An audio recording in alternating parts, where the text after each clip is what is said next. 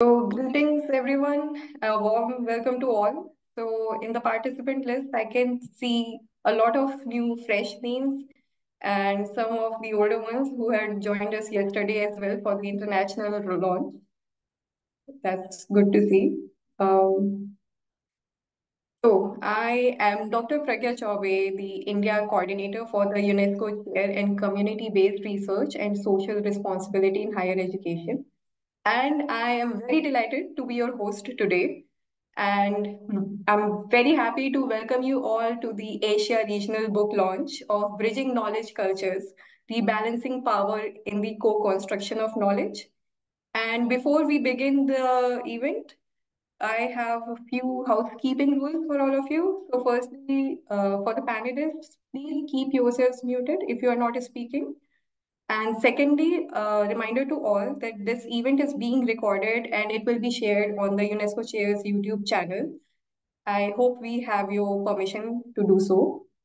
And lastly, for the audience, please post your questions in the Q&A box or the chat box. We will address all your questions towards the end. Now, on to the main event and the very anticipated Asia book launch of Bridging Knowledge Cultures. This book is the culmination of extensive research which was led by UNESCO Chair in collaboration with the Knowledge for Change Consortium.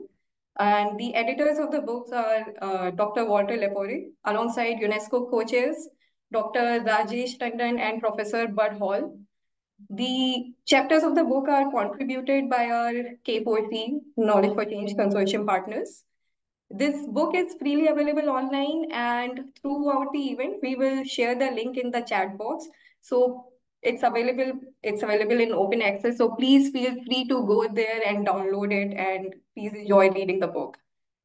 So this book comes at a very important time currently as we are grappling with pressing issues like climate crisis or economic disparity.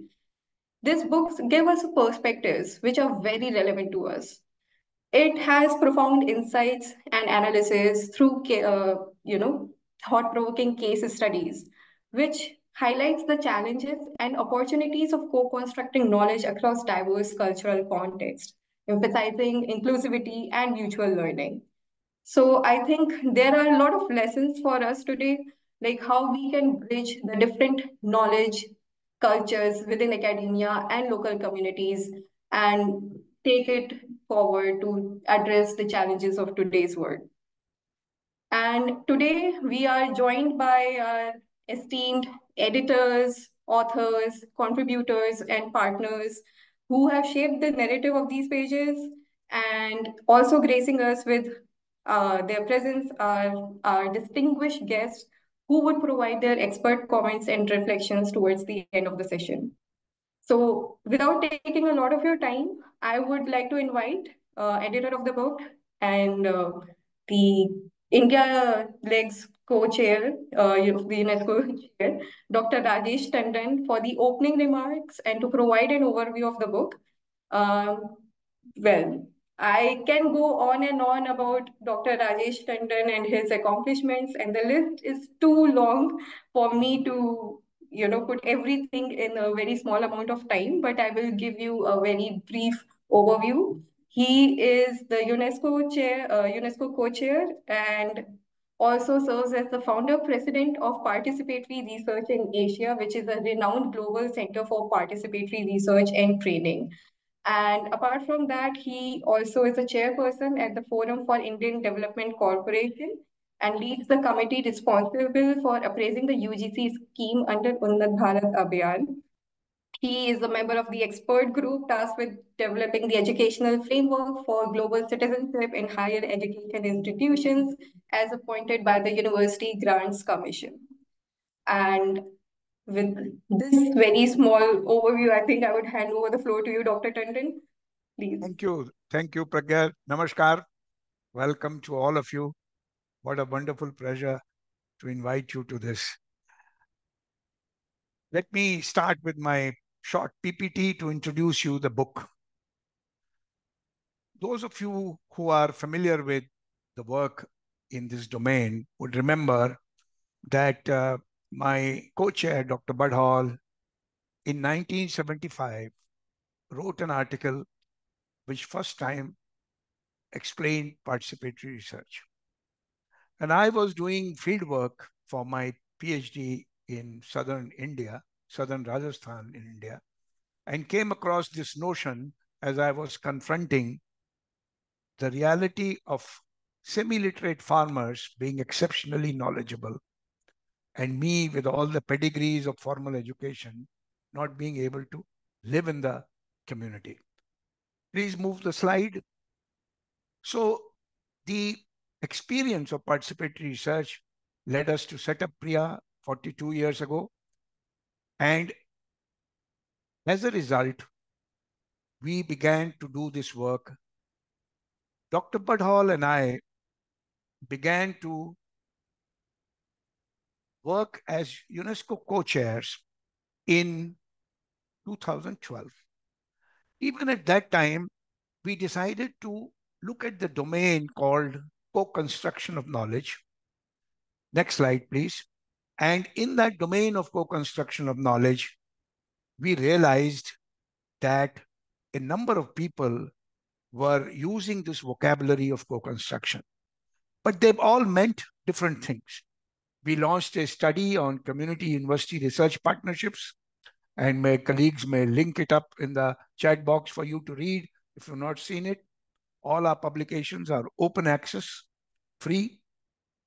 And we discovered that in community university research partnerships, generally academics assumed that there was a singular universal knowledge culture, the same knowledge culture in which all of us as academics were groomed, trained, and deployed. But we went to the community almost assuming that community may have a similar understanding of knowledge. In the course of the next slide, in the course of our work in building what have come to be known as knowledge for change hubs, we began to work with 25 such hubs now in 15 countries. Knowledge for Change hubs, just to give you an idea, are partnership between academic institutions and community organizations to train the next generation of participatory researchers, both from the community and from academia, and to address a local contextual issue, either a climate issue or SDG issue, whatever mattered to the community. So we went to these 10 Knowledge for Change hubs around the world, and we said, well, let's talk about knowledge culture. When you went and partnered with the community, did the community have similar meaning of knowledge as you had? What is community's understanding of knowledge and its purpose? And how does community knowledge get produced and disseminated? The very question was pretty awkward to many of our colleagues, but they delved into it, systematized that knowledge, and we came up with 10 concrete lived experiences of co-construction where this question was produced and examined. What is community knowledge culture? Next slide. In that community knowledge culture, how does knowledge get produced? How does it get described, understood, disseminated, validated, etc.?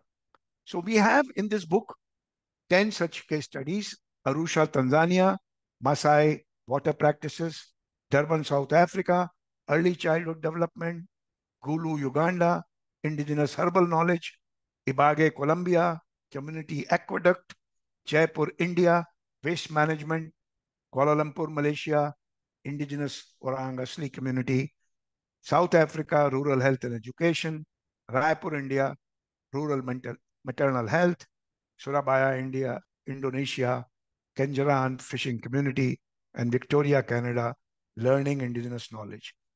Today, we will be hearing from Surabaya fishing community case and from Raipur rural maternal health after I finish in a moment.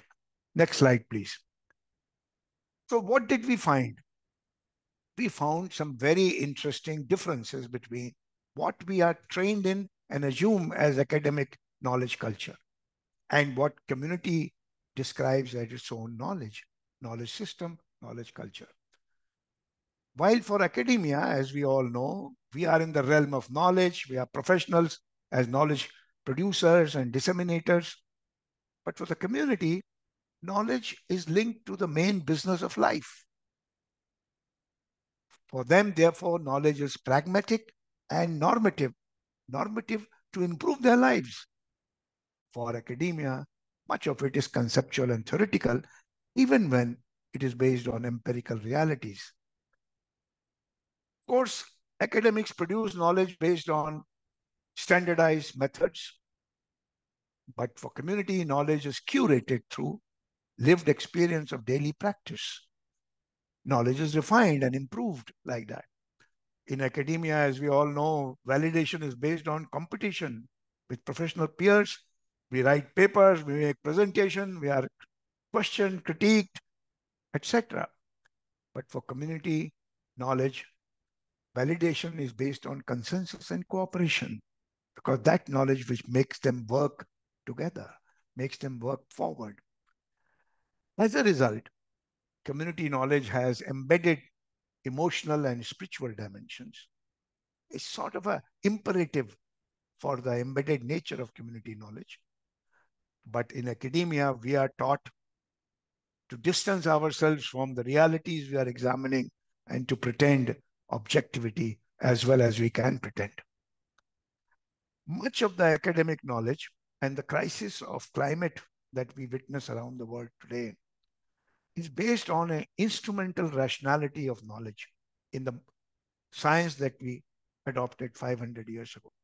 Nature control and maximizing benefits from knowledge as a property is the trend that academic knowledge culture encourages.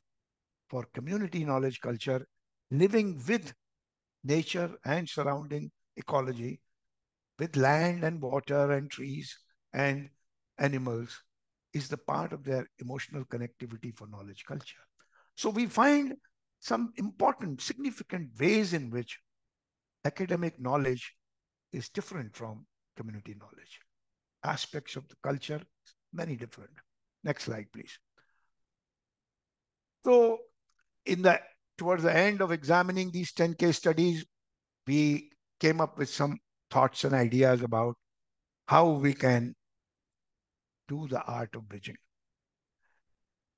The first and foremost is to accept and acknowledge that community knowledge is legitimate.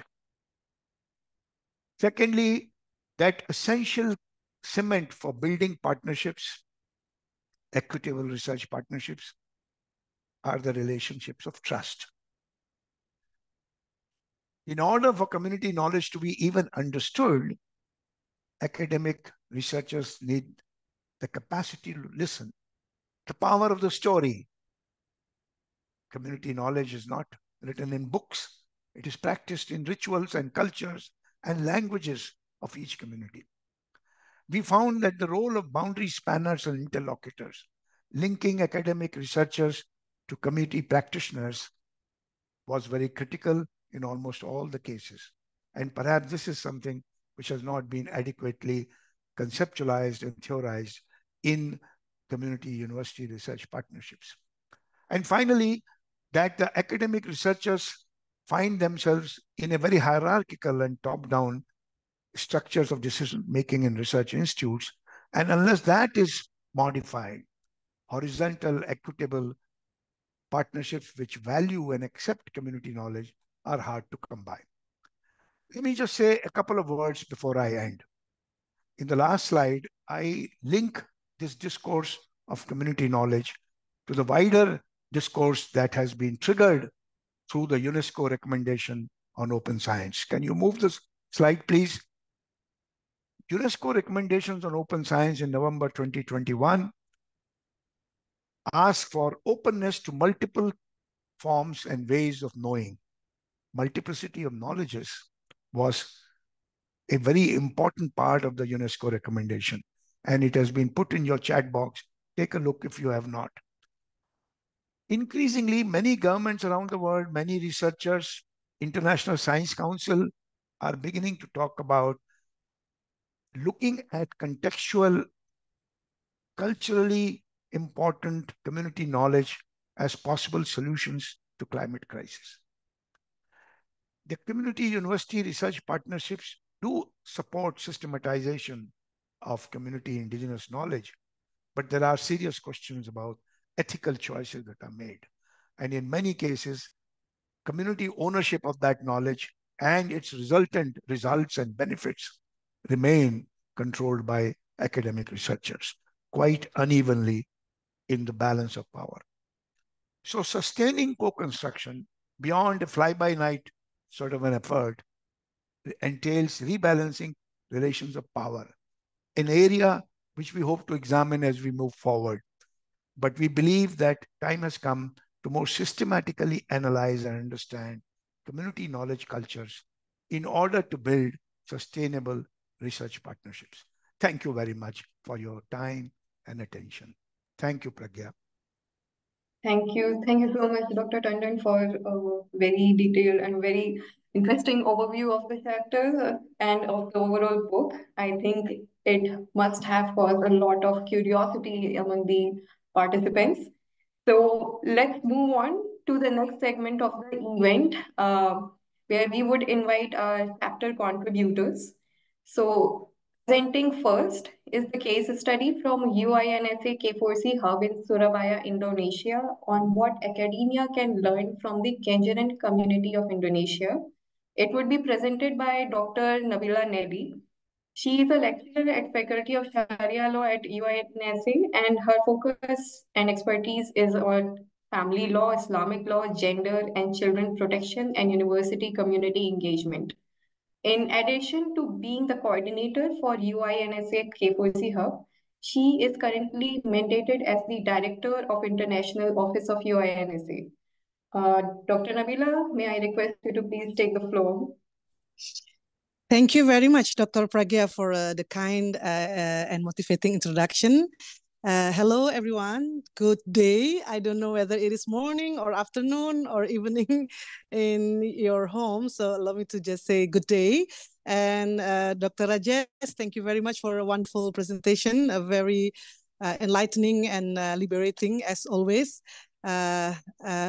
Allow me, before I begin, to express my gratitude to all my teachers here, particularly Dr. Rajesh Tandon and Dr. Badhol, and of course, all the distinguished guests, Dr. Razak, is it from IIUM as well? Very nice to be able to see you, and all audience. It's been an honor for us, on behalf of all people involved in this research, particularly from UINSA. Yeah, it will be very difficult to pronounce my campus name in English, so allow me to just introduce it as UINSA. Here we have Nur Wahyudi, Hilmi Umam, and Misbahul Munir. Nur Wahyudi and Hilmi Umam are from K4C and UINSA, but then Misbahul Munir is from the KNTI, the Committee of Traditional Fishermen of Kenjeran Community, our long esteemed partner in the community.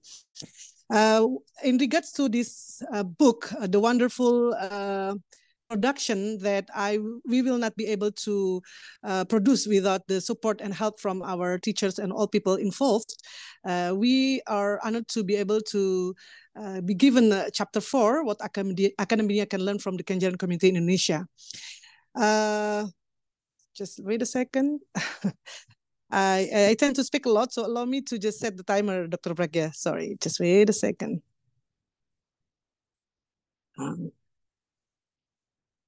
Okay.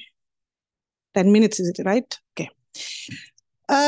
With this research, we thought in the beginning that we will be doing it smoothly, especially considering that we have had quite long duration of partnership and collaboration with Kenjeran community.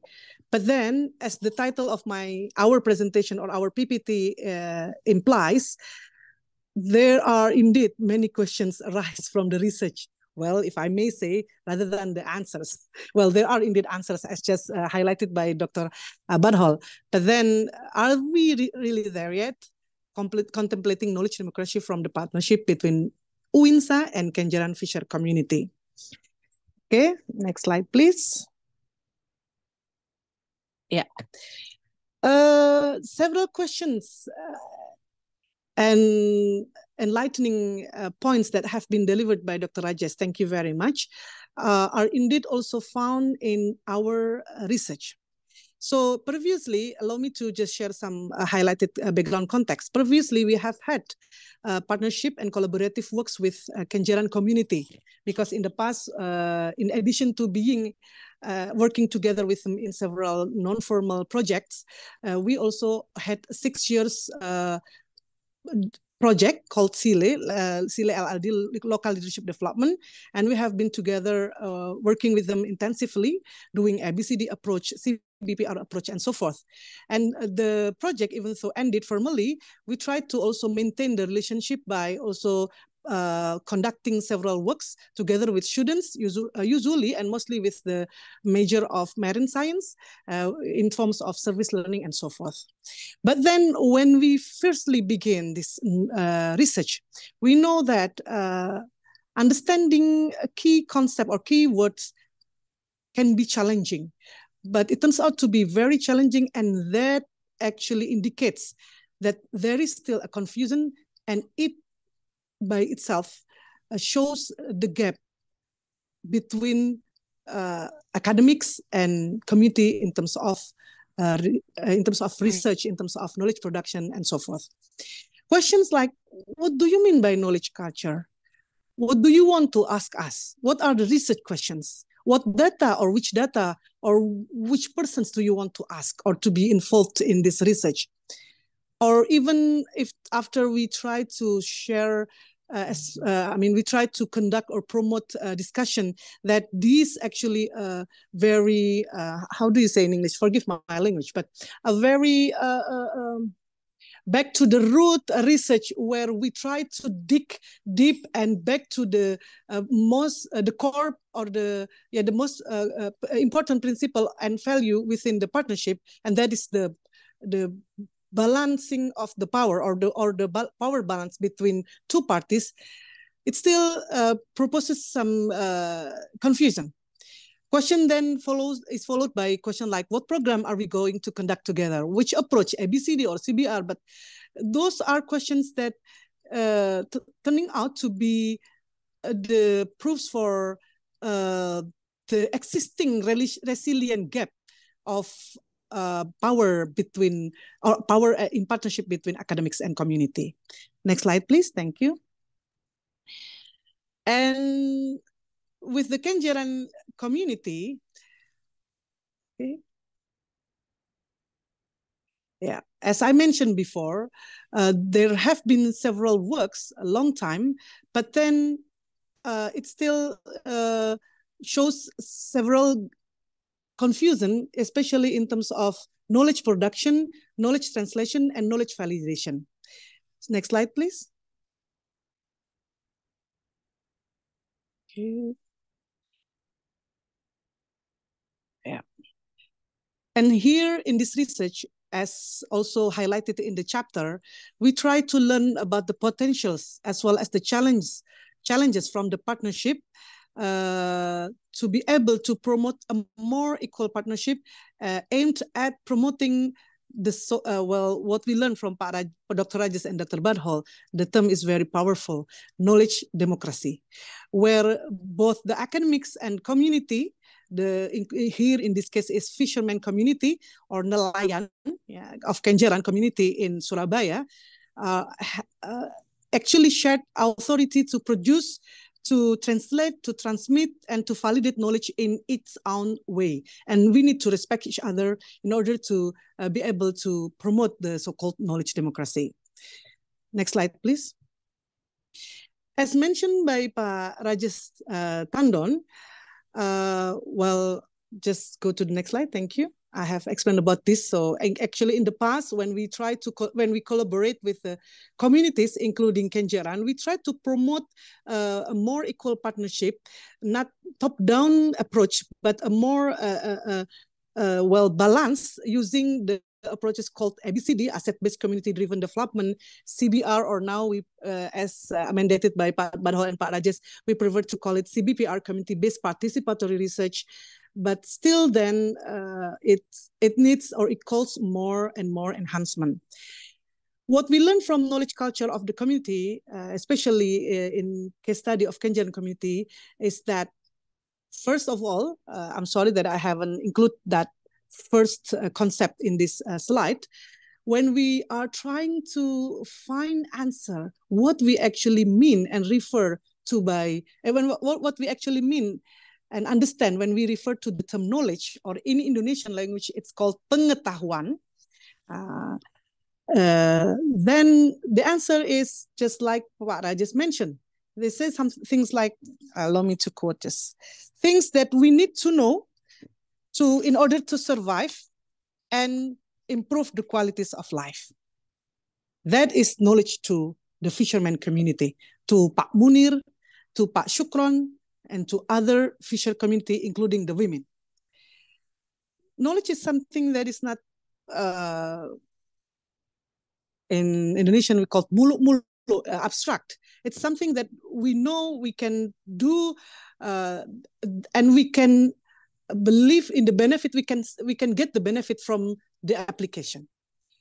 And in Kenyan community, knowledge covers from, forecasting the wind direction, the change of the season, how to build a ship or a boat, and so forth. And in this knowledge production, they do it by practices or lived experiences, as Rajesh mentioned. Oh, thank you, Dr. Pragya. Trials, experiments. The transmission is conducted using across-generation communications. Just to give illustration, fathers take their youth and teach them various marine-related knowledge. And the validation differs from the university culture, is granted to proven mastery or agreement. So whom they agree to call nelayan or fisher, whom they agree to call trader, and so forth, or broker. It's not a piece of certificate. So regardless whether you have a piece of certificate, if you can show that you indeed master the marine-related science and skills, then it's validated. Next slide, please. And meanwhile, even though I do not include in the slide, academic culture is different. Well, more or less are the same with what I just mentioned. But one of the things that we need to highlight is that without the certificate, even though you have spent 7 years in the undergraduate degree, but you fail to, for example, finish your scriptcy or undergraduate thesis, then it is not validated, for example. And unfortunately, even though they have mastered marine science, several communication in our project or programs show that they feel inferior still in comparison with those come from the campus. Even though I myself, for example, come from the Faculty of Sharia and Law, because I come from the campus, they directly assume that I am better than them in terms of knowledge. Thank you, Dr. Pragya. There are many challenges indeed in building equal partnership, and among them is, I have to admit, the lack of continuity and intensiveness. And that is why it is compulsory for us, especially the convoke is for the campus, next slide please, to intensify the partnership, intensify the scrutiny, the examination on the implementation of values of equality in partnership within approaches used. Even though we use ABCD or CBPR, but then if the values of partnership and equality is not there, then we are not there yet. Next slide, please. Well, and therefore, allow me to end my presentation by mentioning several important points. That global networks is very important. K4C Global Hub, international collaborative research and publication like this one, I have shared with my superior or officials in the ministry, because international publication sounds very prestigious to them. So I hope that it can awaken them as well, even though the support is there from the state actually, but we need more. And globalized and more systematized attempts in promoting a more equal partnership is in it. Thank you very much. I hope that this wraps up points resulted from quite a long research. Thank you, Dr. Pragya. Thank you, Dr. Rajesh, Dr. Badhol, and everyone. Thank you. And thank you, Dr. Yudi, Dr. Helmi, and Pak Misbahul Munir from Kenjaran Committee. Thank you. Good day. Thank you so much, Dr. Nabila. That was a very interesting, very engaging presentation. And thank you for highlighting the different two cultures that are within academia and local communities. It was very interesting to hear about your reflections. And I'm pretty sure a lot of our participants must be finding it equally interesting. So I would request you to please put your questions in the Q&A or the chat box. We will take them towards the end. And meanwhile, Dr. Nabila, if any question comes to you, please feel free to engage with the panel audience through the Q&A box. Okay. So with this, Thank you. we will move on to the next case study, the second case study from Sangawari K4C Hub from Chhattisgarh, India, bridging knowledge in maternal health care in rural communities. This case study would be presented by Dr. Anuradha Chakrabarti. She is a faculty in Center for Women Studies, Pandit Ravi Shankar Shukla University at Raipur. She has a master's degree in anthropology and also in Indian classical music. And she has a PhD in life sciences from Pandit Ravi Shankar Shukla University. So she has worked in various capacities in research projects in primitive vulnerable tribal groups and in other communities. She is actively involved in epidemiological studies, socio-cultural studies, and in community participatory research. For today's presentation, he is joined by Professor Rita Venugopal, who is a professor of physical education and director of Center for Women Studies at Pandit Ravi Shankar Shukla University. She is also a CVPR mentor and coordinator of the Sangawari K4C Hub. Dr. Anuradha, please, the floor is all yours. Yeah, thank you so much. Thank you, Dr. Pragya, for such a lovely introduction. Can we have the slides, please? In the meanwhile, I'd like to thank the organizing committee to give me the opportunity to speak on this floor. A very good afternoon to all of you and a good day to everybody from Sangawari Hub, which is in the Center for Women Studies, Pandit Ravi Shankar Shukla University, as Dr. Pragya already told you. And here I'd like to briefly tell you that Sangawari means a friend. So whenever we approach to a community, we try to work as a friend to that community, and they also in turn work as friends for us. So before I start with, can we go to the next slide, please? I'd like to introduce to the authors team. Here comes Professor Rita Venugopal. She is Professor of Physical Education and Director at the Center for Women Studies and the Coordinator and Mentor at the K4C Hub. Professor Premvada Srivastava, who is the Professor of Psychology and Associate Director of Center for Women Studies and the Coordinator of the K4C Hub. Myself and my colleague, Dr. Aniksha Varoda, who is the Research Assistant in the Center for Women Studies. Can we go to the next slide, please? Okay. So we did the study on bridging knowledge culture on the rural communities of Chhattisgarh. I'd like to give a brief introduction. With the maternal health refers to the well-being of women throughout pregnancy, childbirth, and the postpartum period, and the maternal health services includes the prenatal, delivery care, and the postnatal care. Improving maternal health is one of the key priorities of WHO, and it has been the major priority domains of Indian government as well. Chhattisgarh is situated in the central region of India, and it is a tribal-dominated state. Actually, we did the study in the rural communities of Chhattisgarh. The communities residing here have unique beliefs and practices related to motherhood, childbearing, right from the beginning of conception to delivery and further to post-delivery. These practices, norms, and even serve as the spaces in which the knowledge regarding maternal health is both created and shared. Can we go to the next slide, please? So let us talk about the story of our community entry. Actually, we did the community entry through the National Service Scheme. So it served as a gateway to enter the community NSS is an important component of higher education through which services are extended and rendered in the communities. And the university NCC unit has adopted a couple of villages, which has been working in the area of education, health, substance use, etc. So we entered the community through these programs. We had a couple of meetings with the village head, who is known as the Sarpanch, and the local governing bodies. And that gave us the preliminary insights into the community culture and the practices, and helped us to build the rapport. The next slide, please. Our research partners for the present study were the village head, who is known as the Sarpanch, the local governing bodies, which are the panchayats of the villages, the healthcare workers, traditional health birth attendants, paramedical staff, self-help groups, and academicians. Next slide.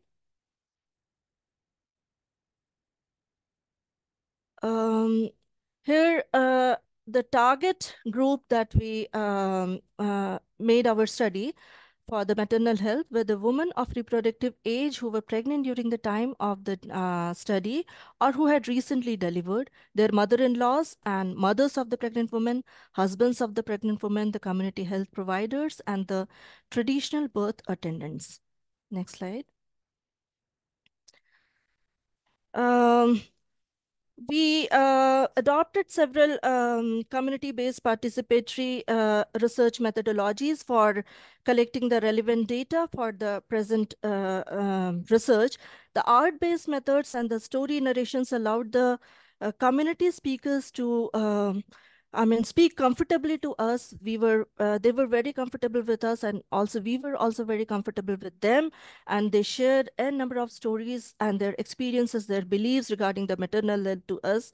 And personally, if I say, I felt that we were greatly benefited by the community knowledge, and the documentation that we have tried to do will definitely help the future generations. The next slide, please.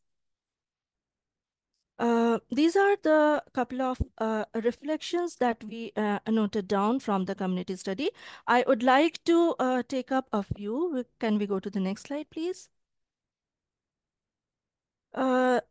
We saw that in the community there exists preferences and avoidance related to food consumption during both the pregnancy and post-pregnancy period.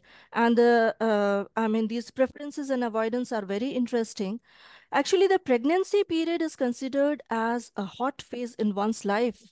And during this period, consumption of food that has cooling properties are preferred, while the food with heating properties are avoided. And just after the delivery, the cycle reverses and the food with heating properties are preferred. These kind of evidences are very well explained in the Ayurvedic principles, and it is mentioned in the Ayurvedic Granthas. So we can say that the community members, they practice the Ayurvedic principles for maintaining good health during the pregnancy and in the post-pregnancy period.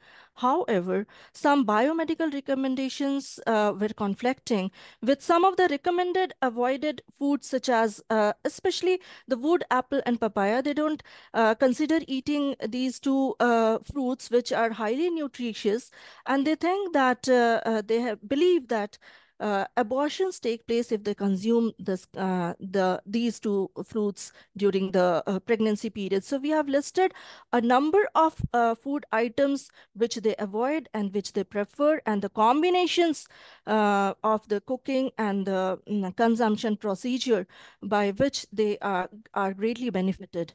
So can we move on to the next slide, please? This is the picture in which we try to show the food which is being given to the pregnant woman during the pregnancy period, as well as after the delivery. Can we move on to the next slide? There is another interesting story that we captured regarding the practices which helps improve the levels of hemoglobin. The community people, they don't like to eat food, I mean, they don't like to take the iron supplements for improving their hemoglobin levels during the pregnancy period and in the post-pregnancy periods. Rather, they insist on eating the iron-rich food items. They have a special cooking practice in the, they cook these food in the iron vessels, which increases the iron levels in the blood. And also we saw them eating raw sauce, which is known as chutney, which they grind they use the fresh green leaves of coriander and mint leaves, and they mix it with so small amounts of salt and sugar and green chilies, and they prefer eating it every day in their meals to maintain the hemoglobin level, and it really works. Regarding the physical activity during the pregnancy period, they don't consider pregnancy as a very special phase of women's life. It is a very normal phase, and they work until the termination of pregnancy, and it very effectively helps them to maintain the exercise during the which is required during this period, and helps them for a normal delivery. They have unique methods of uterine contractions. They drop oil in the navel area when the woman is in labor pain, and they can very accurately assess how much time is required for the delivery to take place. This is a very unique practice that we saw there. There is, I mean, they practice avoidance of eating full belly during the pregnancy period, because they feel that the woman should have enough space in the belly for the fetus to grow. And also they consider that if the woman eats full belly, then it will lead to the delivery in the C-section. And they have a very interesting practice of eating the Sadori laddus, which is made up of so many herbs, a combination of herbs, spices, and nuts, which is, mixed up with the clarified butter, and they consume it, and it really aids in healing process after the delivery. So this was a very unique feature that we saw. Can we go to the next slide, please? These are the Chhattisgarh laddu, that the Sadori laddu, which I was talking of. And can we go to the next slide? We saw there exist some gaps in the community knowledge as well as the institutional practices. To mention here, they do not believe in the immediate medical attention to be taken as soon as they get to know that the woman is pregnant, while the institutional knowledge says that yes, medical attention is, very essential part, because it helps to detect the complications, if any. Also, they do not prefer to do the regular community the medical checkups during the pregnancy. However, regular checkups are also very much advisable and required. I told earlier that they avoid taking the IFA supplements, which is very much required, because during the pregnancy period, additional micronutrients and vitamins and iron is required. So these were the gaps that we could find, and for bridging these gaps, we conducted a number of health awareness camps. We had sessions talking with them, and we exchanged the stories. We exchanged the stories that we had gathered working in the other communities also. And the healthcare workers who work there at the community level, they are a great bridge. They work a lot for bridging these aspects. Can we go to the next slide, please? Next slide, please. Yeah. No, the previous one. Previous one, we just skipped one. Yeah. We have already, the next one. Okay, yeah. We have already talked about a pregnant woman eating less, and this has to be avoided because nutrition requirements are more during the pregnancy period.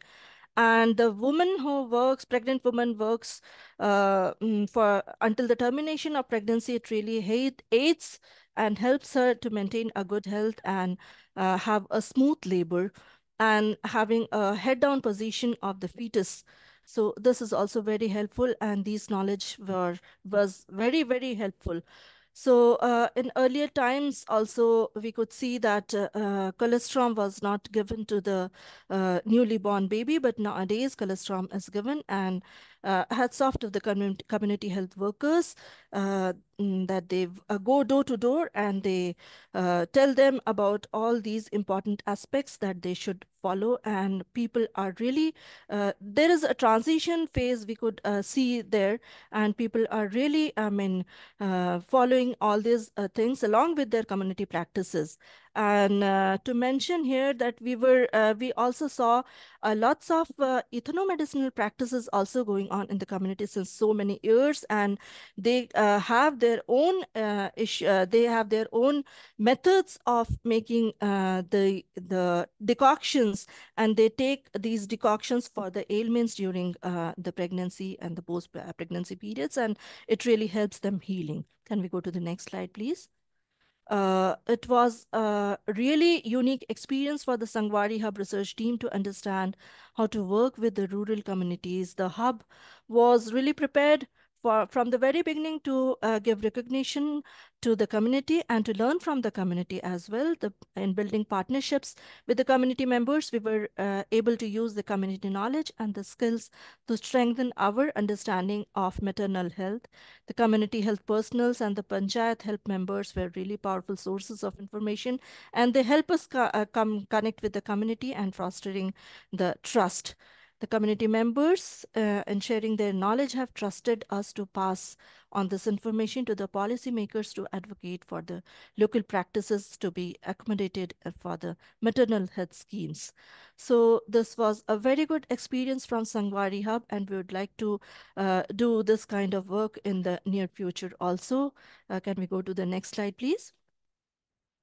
This is the picture, how we disseminated our results with the community members. We had a couple of meetings with them after having the results jotted down with us, and they agreed to us with many of the points, and we were really happy. And thanks to the editors for giving us space in the book chapter, and we are really thankful, and we are really ready to put on our efforts for the future ventures to come on. So with this slide, I end my deliberation. Thank you so much for kind hearing. Thank you. Thank you. Thank you so much, Dr. Anuradha. That was a very engaging presentation. And even I have questions for you. I think we will get some time to discuss at the end. Yeah, definitely. But as for the audience, please put your questions in the Q&A box, and please feel free to interact with Dr. Anuradha over the chat box. And yes, which brings us to the next segment of the event, and where I would invite our eminent and very distinguished guests for expert comment. I would firstly like to invite Dr. Anil Gupta.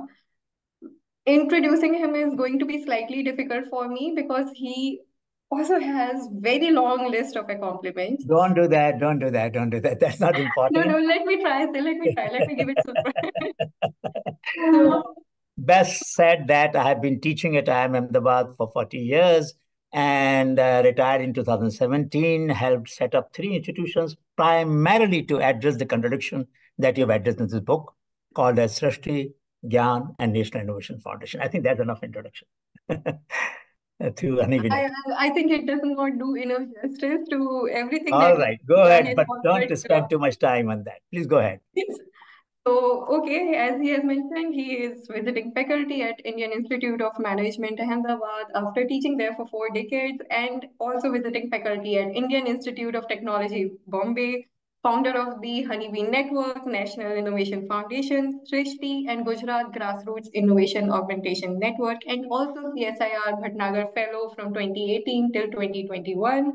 And his research interests are huge, and they're very closely aligned with the topic of our work, our book, and whatever we do over here at PRIA and the UNESCO Chair. But one of the most important aspects of what he does is he has been walking for a week or more every summer, autumn and winter for over 3 decades, covering around 6,000 kilometers as a part of Shodh Yatra to celebrate creativity and grassroots. So this is a very interesting aspect of what you do, Dr. Gupta. So I will let you take the floor now and please go ahead and enlighten us. Thank you, Pragya. Thank you, Rajesh. Thank you, Dr. Hall. And thank you, all the Anuradha and Nabila. I heard your case studies with great interest, and I learned quite a few things, which is wonderful. Now, let me first say that this book is important because it brings into focus the primary contradiction that is about asymmetry in power of people and the academics. This asymmetry has been acknowledged for a long time, but for some reason, historically, we have celebrated extraction of knowledge without accountability. So so-called ethnobotanical work, ethnozoological work, all of that around the world, not just in India, made people anonymous, documented their knowledge. Imagine in this conference, somebody is taking notes of what we are discussing, and that person publishes a paper as an author of all the ideas that are discussed. This is exactly what has been happening for last few, almost, I would say 100 years or 250 years. Now, this is not fair that somebody who chronicles knowledge becomes author, somebody who produces knowledge becomes anonymous. And I think this contradiction has been mentioned several times in the book. I went through quickly in different chapters. And both the authors today have also highlighted the value that people have in their knowledge system, which, of course, sometimes is full of contradictions because not everybody does the same thing alike. So within a society, within a village, within a community, there are variabilities, which I wish authors would have highlighted so that one can see the asymmetry within the community.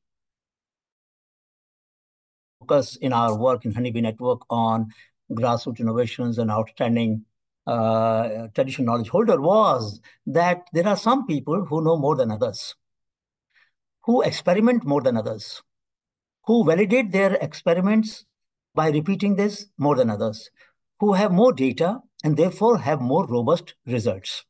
This aspect, I wish in the future publications would be brought out so that people know that there is a very dynamic laboratory of experiments going on in the society, whether it is plants, animals, animal care, or human care. The fact, for example, which Anuradha pointed out, that in the pregnancy stage, feeding of cold and post-feeding pregnancy feeding of hot food is so true. And all of us in our own families have practiced this. But what is also important, Anuradha, is that the pelvic girdle being size of what it is, sometimes women starve themselves to prevent fetus from being developed more so that it causes more pain in the delivery. So therefore, there is an unfortunate tendency of children who are born with little deficiency in their body weight. And therefore, they take little time, more time to recoup that after the delivery. There is also a very interesting thing that we learned in our Shodh Yatra during in Jharkhand, and near Ranchi, in a veranda, we were sitting with a midwife. I forget her name just now. It will come in a minute for a few minutes. And she said, umbilical cord should not be cut till it is pulsating because the fetus is still getting the nutrition from the mother. If you cut it immediately, it gives a shock to the child. And therefore, child will get frightened or shocked. Second thing she mentioned, delivery should be done in a dark room with a lamp, just a small lamp, not in the lighted room, because the child has stayed in the womb in dark for 9 months. Suddenly you bring him or her in the light, it shocks her. Such powerfully important insights, which our formal system has ignored. And you know that all the delivery tables are horizontal. But the best posture for delivery is squatting, right? So the contradictions between how the modern science treats such an important function of delivery of child, the most important function, I would say, in humanity, if I ever want to highlight one function, this is the most important function. And yet our tables, the delivery tables, continue to be horizontal in all the hospitals. So therefore, this contradiction between the institutional science and knowledge, sometimes people call it Western, but I think it is as Eastern as Western, because It's 75 years of post-independence were enough to indigenize these things by us. So we can't claim Western science for that. We can't blame them. We should blame ourselves for that, for lack of learning from the communities. So let me say what else is good about this book, because it also brings out the sense of responsibility that academics should have. And as I said in the earlier informal talk that we were having, that 4 principles that Honeybee Network has upheld should be always highlighted, that whatever we learn from the people must be acknowledged to them by name and address, unless they request otherwise. If somebody says, because sometimes people are making liquor and they say, don't put our name because police will take action against it. Now that's fair, that you protect, because we don't want them to be suffering because of their sharing information with us. But otherwise, unless they say that they want to be anonymous, the default principle is we acknowledge them by name. Second thing we should do is that whatever we do, as I'm sure you must have done, share the finding, the case study in local language, summary at least of the case study in local language with the community. Because you may have talked to several villages, several members. They together have not seen what you have learned from 7 minutes. So I may know something then, as Dr. Neely mentioned about the wind direction and the interpretation of the wind direction for fisheries and other things. The turbidity in the water, for example, and the temperature of the water, which influences the movement of the school of fish in the ocean water. Now, sometimes by sharing it back, we are giving opportunity to those committee members who did not know this also to learn. So it is not just our learning, but learning of the committee. And third thing is that whatever we take from them, whatever we acknowledge, there were 1,200 patents filed by NIF. All of them, without exception, were in the name of the knowledge holder, whether traditional knowledge holder, so-called, or grassroots innovator. All of them, no exception. In fact, in some of the cases, scientists who validated their knowledge made the knowledge provider as co-author. Now, by bringing co-author, it doesn't do anything to the person, because what will he gain by a paper published in a journal in English? It wouldn't do anything, but it does good to us as a professional, as an academic. We feel good about ourselves, that we are doing something right. I think this point, Rajesh, should also be highlighted in your further discussions, that to feel good about oneself, one has to be fair and just in dealing with the knowledge asymmetry. And this is something that had to be highlighted. The last point, of course, was that sharing of the benefits. I'm so happy when Rajesh mentioned that all the publication, including this book, is open source. So at least that democratizes knowledge, not just in collection process, but also in sharing process, which is something admirable. But we also need to see how we can share maybe the case study summaries, if possible, all the case study summaries with the communities in each country, so that the communities in India also learn from communities in Indonesia. And that is what cross-pollination will be all about. So I would strongly urge, Rajesh, that if you can facilitate sometime, even in future, it will give me very great happiness that I was there with you today at this wonderful launch function. And the committees would find it rewarding that they got, in exchange of what they shared with Dr. Neely and Dr. Anuradha, they learned something more than what they shared. And this will encourage people to have trust in us and respect this discourse, where what you're doing today is reinforcing a wonderful point about not only for ethical reason, as you mentioned, one of you, Rajesh mentioned, but also for efficiency reason. The efficiency is when you share the knowledge back, people say, oh, I didn't know that you were noticing even this. I thought it was a trivial point. Now that you have noticed it, I must tell you something more. And way back in 1981-83, I was doing a study in impoverishment in drought-prone region. And the fourth step was sharing the case study back with the family. And when we did that, this is exactly what happened. Because people do not know the context of our study fully, isn't it? We have a framework, we have a variables, we have a framework in which we collect the data. But only when it gets together and we share it back with the community, they know, oh, that's the reason why you were asking this question.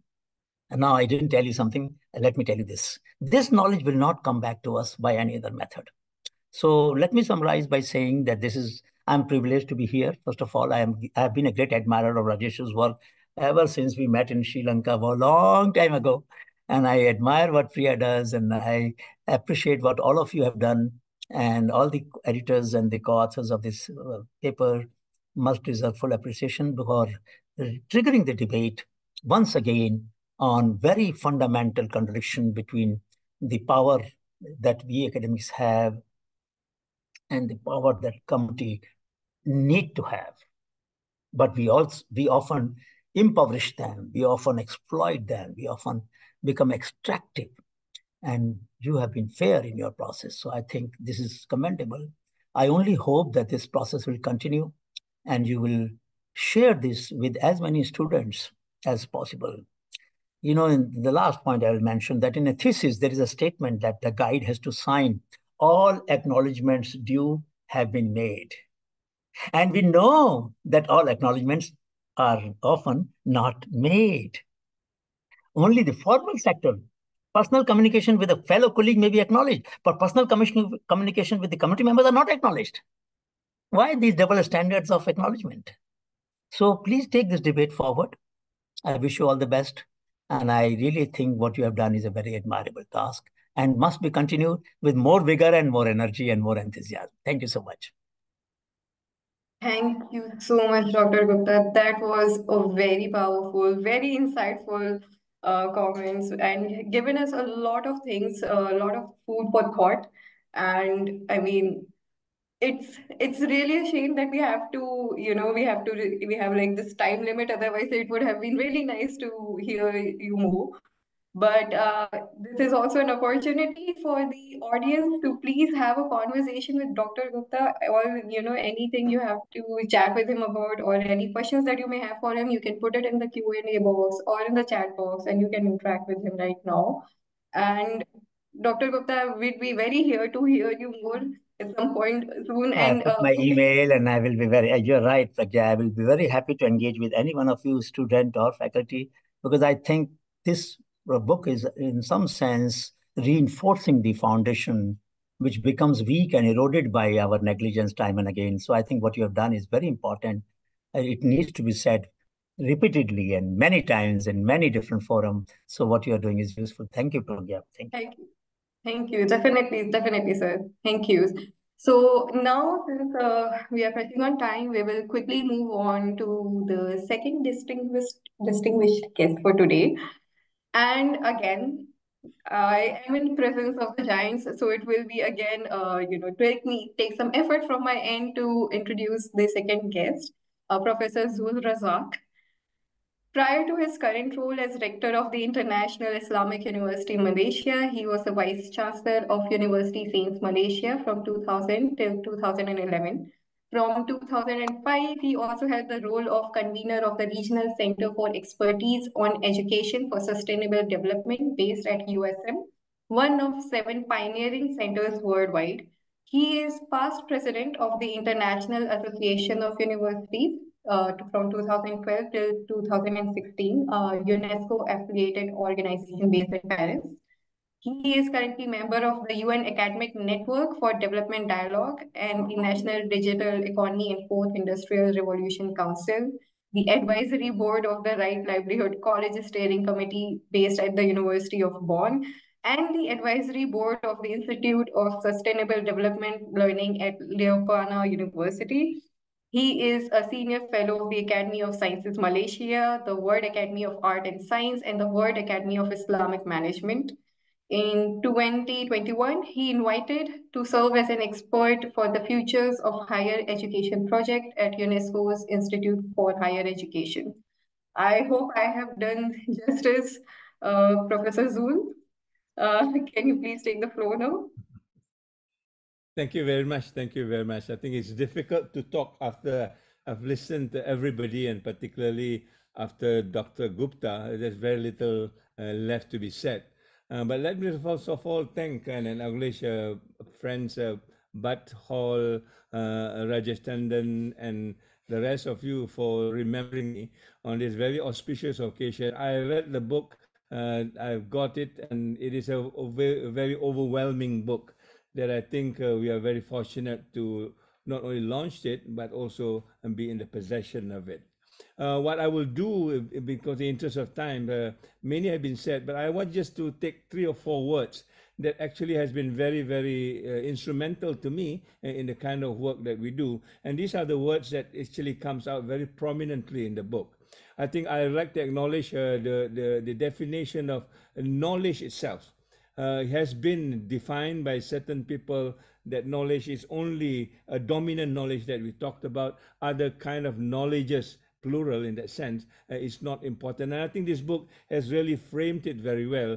And Dr. Nabila talked about my kind of a language. Pengetahuan is about knowing, and how to know is different from different contexts. So recognizing that gives me the liberty of making things happen within my context without having to, refer to a so-called dominant way of phrasing things that sometimes is irrelevant to me. And I think not only pengetahuan, I think Nabila would agree with me that there are other words like ilmu, there's other words like wahyu, that talks about not only the extrinsic but also the intrinsic sort of knowledge, the kind of urge that make us ask questions that sometimes cannot be answered even by science. And therefore, these are the kind of knowledges that I think we have left out when you talk about indigenous knowledge and how it actually comes into being as far as the local context is concerned. So, and then sharing this knowledge, no copyrights, no patent, exactly like what you've done. It is meant to be shared in a sense. I mean, I always remember when the Indian Brahmagupta, I think, who invented zero.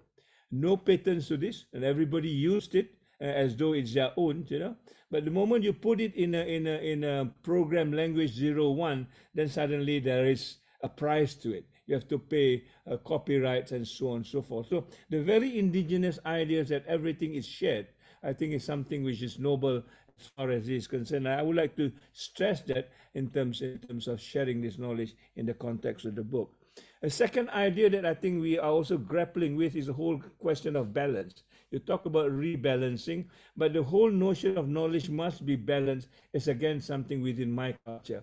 The intrinsic knowledge and the extrinsic knowledge, the microcosm, the macrocosm, the spirituality and all this I think needs to be balanced, whereas in the language that we talked about now is only about growth. It's all growth, and even sustainable is sustainable growth. But anything that comes out will go down. And I think there is a kind of knowledge that will not last at the end of the day. So we want to talk about knowledge in the context of middle path, that everybody will benefit from it, not one over the other, but how do we share this and this whole concept of balance. And when you talk about rebalancing power and co-constructing, is mostly about those kind of idea that we talk as far as my understanding is concerned.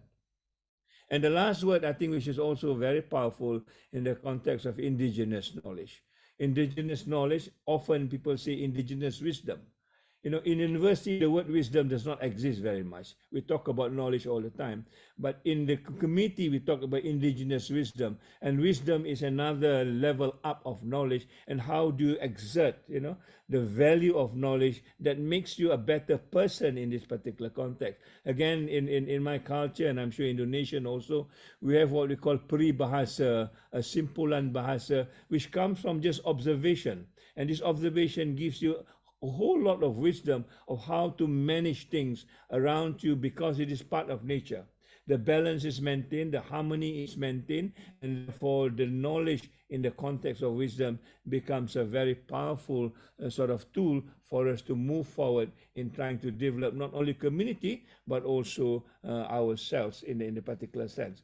I'm trying to use these 3 words, Rajesh, if I could, and try to apply this to what we have been doing. And this is what we call the 7 steps of framework for whole community approach in trying to embed sustainable development. My work has been confined to sustainable development mainly, but this is how we actually have used the 3 words and even more in trying to apply it to the kind of framework that we are doing. Let me do this very quickly. I think a few things that I want to. First of all, that when we go into the academic world, we find everything is in silo. There have been disciplines after discipline, and sometimes more disciplines. And at the end of the day, we lose where the source of knowledge is. And therefore, these silos, I think, needs to be broken down. And this is the first thing that we do when I came to the university, to break down the silos, to bring things together, so that at the end of the day, we have this a vision of the university to betterment of human life and civilization. It is not just about publication, not just about research, but how does it apply to human life? Somebody asked the question, what is the impact on the human life? And finally, it becomes a civilization in the sense, an art of living that everybody can share.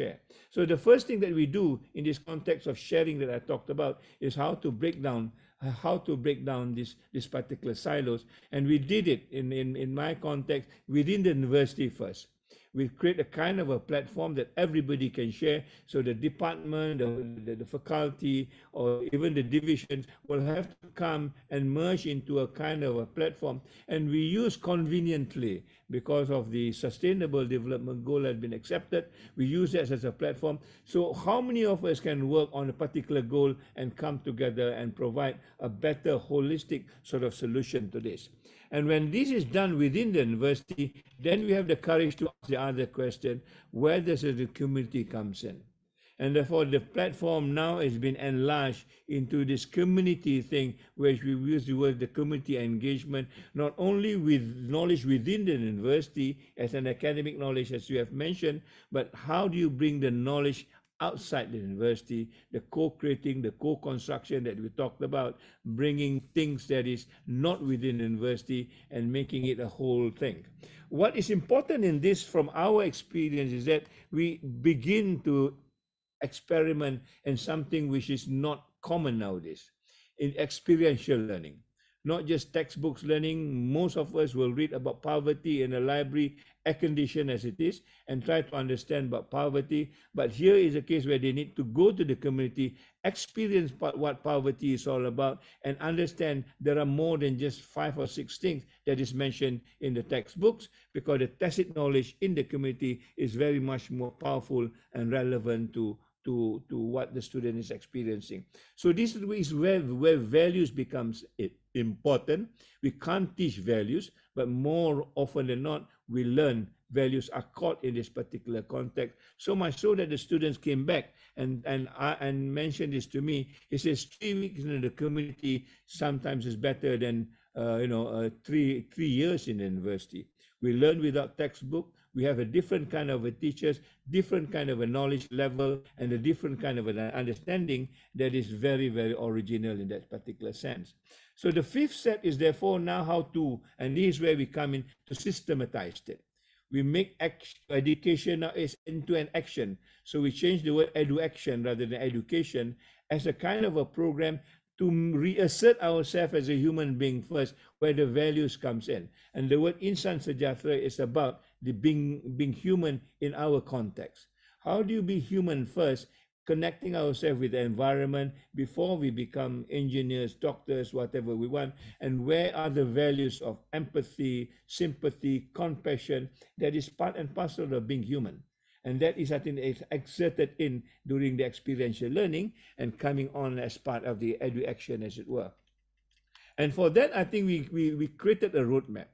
And that roadmap for us is sounds something like this, that actually works on what I call the humanizing education. So it's too complicated to explain it in 10 minutes. By the end of the day, we want to make sure that education is about being human, understanding human dignity, promoting humanitarian sort of values, and this is what our community engagement is all about, bringing this to bear so that the students become the human person first before they become anything else.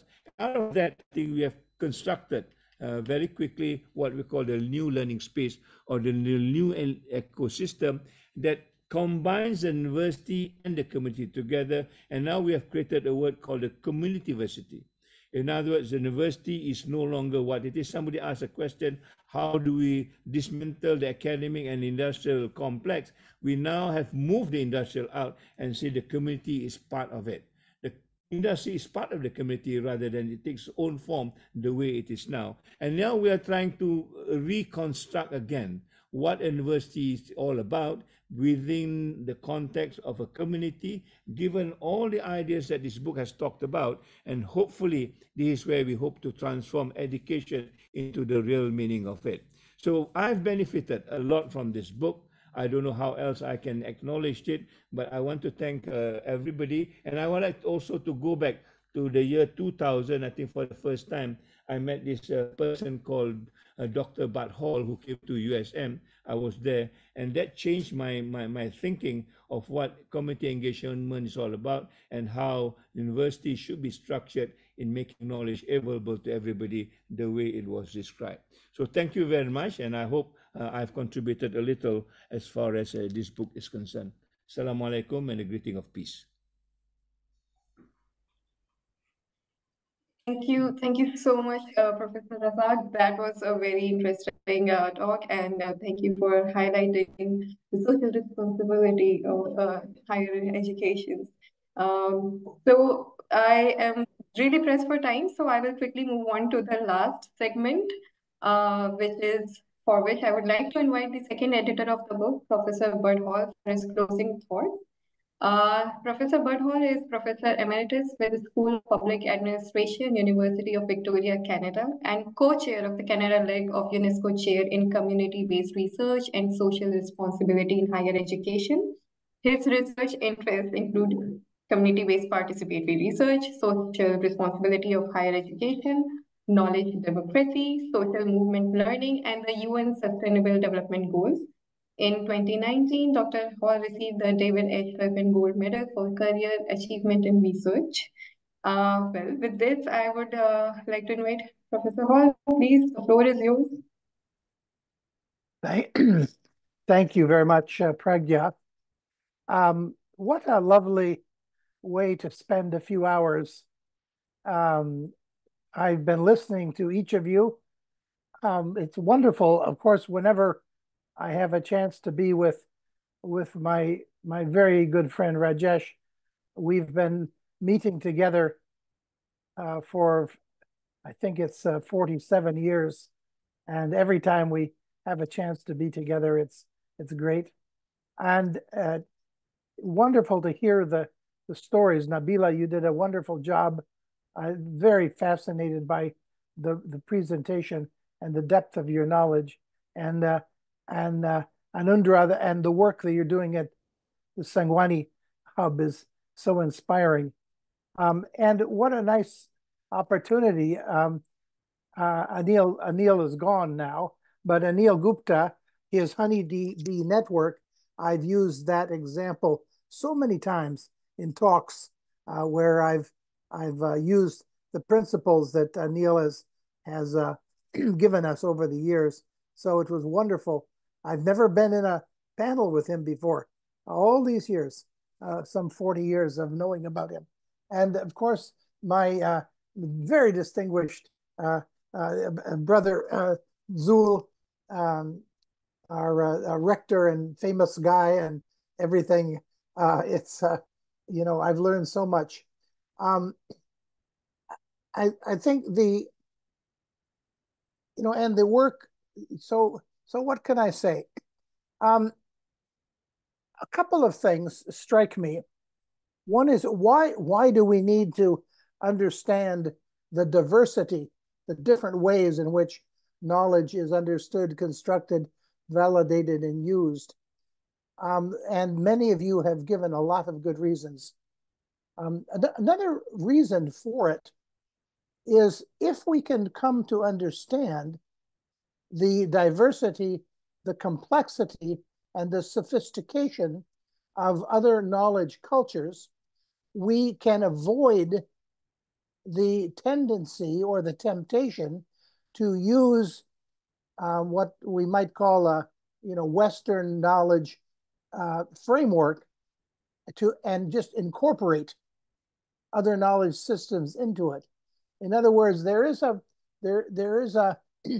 sometimes within the universities which have been so dominated by a Eurocentric knowledge model, there's a tendency when new knowledge ideas come upon us, when feminist ideas first came, or Black studies ideas, indigenous ideas. Now we're talking about a diversity of knowledge cultures as sources of science. The temptation, quite naturally, for the existing higher education disciplinary structures is to maintain the Western science approach to knowledge, which is instrumental, which separates, the head and the heart, and incorporate aspects of community knowledge culture into an already existing dominant Eurocentric system. So that's something and that's the phase that we are in right now. We're in a transition phase in many of our universities with many, many very people, very willing, sincere people working to incorporate and to understand the diversity of knowledge cultures. But oftentimes we find ourselves caught within a framework which I, for example, was born into. That's the, and so this is why these words like decolonizing. So I think that we need to think about to interacting with with diverse knowledge cultures. We have to think about it not just in terms of sort of content or disciplinary or even transdisciplinary, but I think we have to think about it in spatial terms. So what do the spaces look like? How do we incorporate what we know about the way that knowledge is created and used in community in order to transform the architecture of higher education? We have to think about who are invited to the conversation. It's one thing to have a group of 100 academics and 3 community scholars coming to give their ideas. It's another thing to have a room with 50 people from the Kerjuran fishing community and 50 people from the University of Victoria having a conversation, isn't it? We have to think in terms of how, what types of conversations. Knowledge in community is created through, through sharing stories, but it's also it's also created through ceremony, through meditation, through theater, through festivals, through all kinds of other ways. And to what extent, if we are transforming, if we are moving in these new directions, to what extent can we create, a new idea? And a last point that I'll raise is that, and this goes along with Neil's notion about the asymmetries, in knowledge and power in knowledges. And one of the asymmetries is that in fact, people who work in higher education actually have salaries, and we are actually expected to be knowledge workers. We're paid to be teachers. We're paid to share, with society, and we are paid to be knowledge workers. Society, is not. You don't have, if you work in a social movement and you work in a women's organization, if you work with an indigenous health unit, you are probably paid to organize services.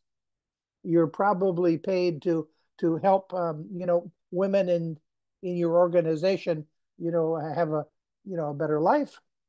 But it's very rare that you find knowledge workers who are paid.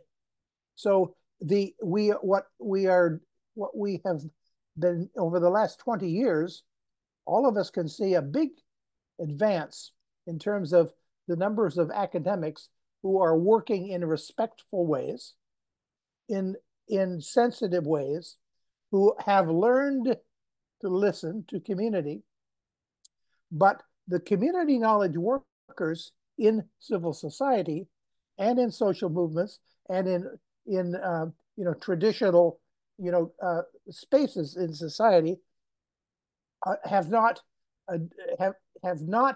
had the opportunity to have a sustained conversation and engagement. So this is where our friend Wangola from Uganda, he created this thing called the African Multiversity, where the focus is on providing space for African indigenous traditional knowledge thinkers to get to work together to build their capacity so that in conversation, with mainstream or dominant or other knowledge cultures, they will not feel they will have confidence and they'll have a sophisticated answer. So in our work to transform the culture of higher education, to transform the funding structures for knowledge work, we need to give attention to resources. How do we resource the knowledge production, the community science culture itself? Thank you very much, Pragya. Thank you very much, Rajesh. Thank you very much, all of you, Zul and others, for being here. It's really does, it really does lift one's spirits, to have these kinds of conversations. And I just so admire, all of you, and I feel so fortunate to be working amongst in a circle like this. So thank you very much. Thank you so much, Professor Hall. That was really interesting to hear. And since we are already on the closing time, I'm not so sure we will have much time for the Q&A session, but as I can see in the Q&A box, a lot of people have actually specifically mentioned some questions directed towards the panelists, the specific panelists. One question that is coming from Gauri, which I can take, like this is the only question we'll be taking right now. It's for all the panelists, all the contributors of this book, which is what advice would you offer to aspiring researchers and professionals who aim to contribute to a more inclusive knowledge production in their fields? Can I ask all the panelists to weigh in on it? May I begin with Dr. Tandon? What advice would you have for the new researchers? Don't need any advice. Just go and do it. That's how we began. There was nobody to advise. In fact, if we went to seek advice from those elderly men in academia, we would have been dismissed. Just go and do it. You will falter, but you will learn. And that's the only way. Look at what Professor Zul just said. So just do it. That's brilliant advice. Professor Hall, Professor Zul, would you like to weigh in and add something to that? Onward, onward. Brilliant. I would agree. I would agree. Yes. Dr. Nabila, Dr. Anuradha, Professor Rita, I would like to hear if you have something to add to this question, and with this we will be, we'll be able to close the floor then. Professor Rita, you are on mute. There to support Anuradha, she was a bit worried if there is some question, how would I answer? So I was there to support her and to tell her she is next generation. She did a certificate course from our this CBPR hub, and we have 3 of them who are working with. That's brilliant. So Gauri, I think that is your question answered in a very practical, most practical manner. Dr. Nabila, do you have to say something? Well, I think for me, enough said, and some questions proposed I have answered in the chat. Sorry, can you hear me clearly? Yes, I can. Okay. Yeah, sorry. There was a question about, religion, roles, and so forth. But other than that, I couldn't agree more with all the teachers and seniors here. Well, the last thing I would like to mention is please keep, strengthening each other, encouraging each other, because this very how do I say in English? Well, everyone's English is very good, so I feel very bad in English.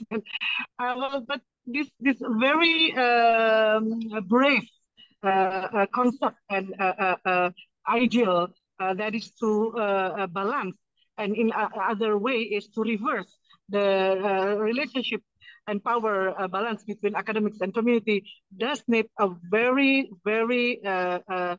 big effort or attempt. Among them is, publication. Dr. Badhol, I hope that you still remember that academics, especially in Indonesian context, really are fond of publication because that is the way of, individuals in academic world to be able to achieve the certain position. So research and publication is indeed one of the keys to promote this more balanced power between academics and community. That is all from me. Thank you, Dr. Pragya, and all. Thank you, Dr. Nabila. And I would apologize to the audience members who have questions specifically, for some of our panelists. But please feel free to reach out to them. For now, we are pressing on time, so we will close now. But before we part ways, I'm excited to announce another book launch on February 7, which would focus solely on the Indian case studies. We will be releasing details on our social media soon and how we can register on it. And I would invite you all to join us again and delve deeper into these diverse narratives presented in the book. Also, please do not forget to download your copy of the book from our open access platform. I think my colleagues have already posted links of the open access book already in the chat box, and we will post it again. I'm certain once you download it and read it, you will find it both enlightening and enriching. So as we draw to a close, I extend my gratitude to all our esteemed panelists for their valuable contributions. And I want to express appreciation to our partners at K4C Hubs, our community collaborators whose support has been instrumental in bringing this book to fruition. And a special thanks to our editors, Dr. Walter Lepore, Dr. Rajesh Tandon, and Professor Bud Hall for their visionary leadership and unwavering guidance throughout the journey. And lastly, sincere thanks to all the audience for this very active participation and engagement. And wishing everyone a wonderful day, afternoon, evening, depending on where you are. And with this, I would call this event a close. So yes, we'll be ending now. Thank you so much. Thank you.